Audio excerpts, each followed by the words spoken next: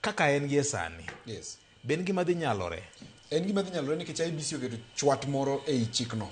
To mane kuma koro jachung' onego winji. okay chwat en mane kum en mane Oketo kum.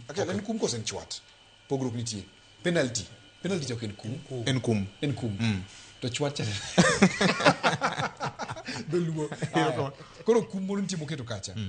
Ni ka ok declare earnings gi kumi gole pes campaign to bende ki spend above the limit IBC nigi teko mar goli e list mar jochung'. Mano gima jochung' mang'eny ok ong'eyo. kata ka gise print the ballot papers Kata ka gise print oyienegi. okay To mani ng'eni is not ok ibi dhi e court ni dwa yalo kodi. Osegoli yiero setimo sedi.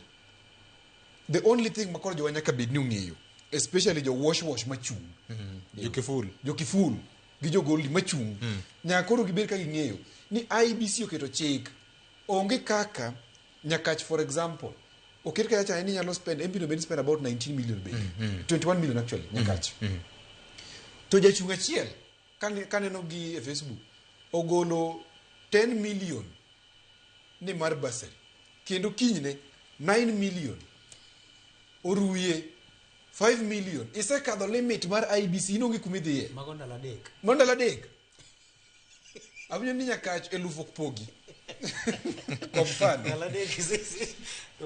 mano mana kum ranyisi yes en wach marach ka wan jopiny waekawo pesa machalo kama to IBC chiwo chik machalo kama koro jachung' moro amora nyaka bed kong'eyo ni comply gi chik nikech kiwuoni en walo ka Boyd nicha chung' gi Mani Bior gi Gotete chieng' moro nitie makosa manotimre ka negi dhi ataro mar chik mar IBC kalenda o kata pesa nogo gi fine mar 2.5 million each to negi chule koro kije chung' chikiti gima IBC wacho ni kik wach ni implementation nyalo bedo matek wanyalo bedo surprise ka implementation otimore tigoli kata chande to kidhi e court ni aoyo dong chik ne nitie lo chik erokamano gavana ido medo moro kapok wadhi okang' machielo nikech thoth